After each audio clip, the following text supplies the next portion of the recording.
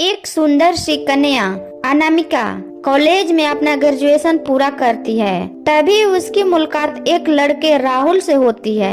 राहुल भी बहुत स्मार्ट और माता पिता का आज्ञाकारी बेटा है।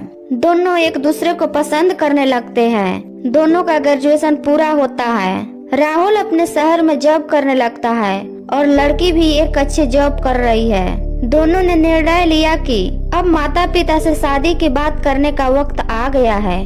लेकिन परेशानी यह है कि दोनों के कास्ट अलग अलग है। अनामिका ब्राह्मण है और राहुल राजपूत। राहुल के समाज में दहेज बहुत जरूरी है, जो कि नगद में होता है। उसके अलावा कई तरह के गिफ्ट्स और गहने की भी मांग की जाती है। राहुल ने अनामिका को यह स्थिति स्पष्ट की और कहा कि अपने घर वाले को मनाओ। अगर तुम सभी मांगे पूरी करती हो तो मेरे माता पिता तुम्हें पलकों पर बैठा के रखेंगे। अनामिका ने अपने माता पिता से यह बात कही। अनामिका के माता पिता को ये बात पसंद नहीं थी, पर अनामिका की जिद थी कि अगर मुझे दहेज दोगे तो मेरी इज्जत बढ़ेगी। अनामिका के माता पिता सक्षम भी थे। बिना मांगे भी अनामिका को बहुत कुछ दे सकते थे, पर उन्हें इस तरह दहेज की मांग करने वाले लोग पसंद नहीं आ रहे थे। लेकिन माता पिता अनामिका की खुशी चाहते थे। उन्हें यह डर था कि कहीं उनकी बेटी ये ना सोचे कि वे अपने बेटे को कुछ देना नहीं चाहते।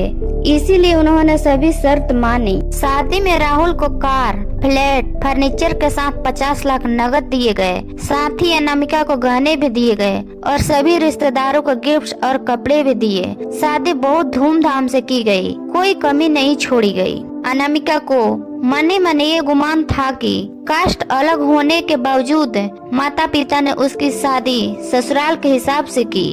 अनामिका को विश्वास था कि उसे बेटी बनाकर रखा जाएगा, उसे वही प्यार दिया जाएगा जो उसके माता पिता ने दिया, क्योंकि उसने अपने ससुराल का मान रखा है। अनामिका ने अपने घर से ससुराल विदा ली।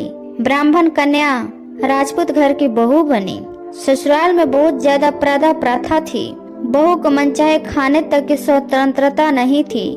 कितने भी भूख क्यों न हो, घर की बहू सबके खाने के बाद ही खाएगी। यहाँ तक कि उसे घर के पुरुषों के सामने बैठने की इजाजत नहीं थी।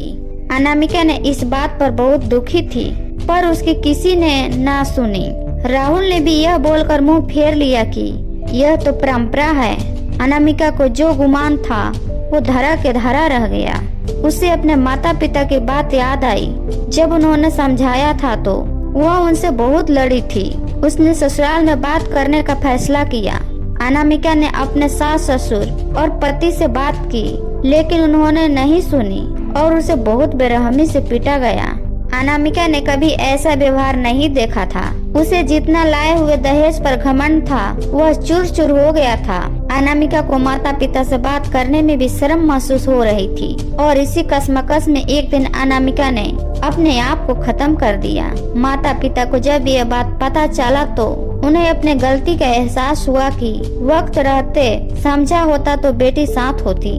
जो लोग दहेज पर बेटी की शादी करते हैं उनकी सोच हर तरह से छोटी होती है। जो बेटे को नीलाम कर सकते हैं वो किसी और की बेटी को कैसे अपनी बेटी बना सकते थे। दहेज कभी खुशियों की चाबी नहीं बन सकता, यह बात सभी को समझनी होगी।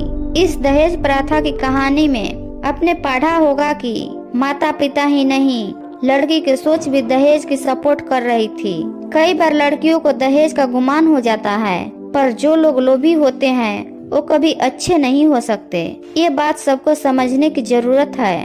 कहानियाँ जीवन में बहुत मायने रखती है। कई बार बड़ी से बड़ी डिग्री भी ज्ञान नहीं देती और एक छोटी सी कहानी जीवन बदल देती है। शिक्षाप्रद कहानी को आधार बनाकर अपने बच्चों को जीवन का सच्चा ज्ञान दे।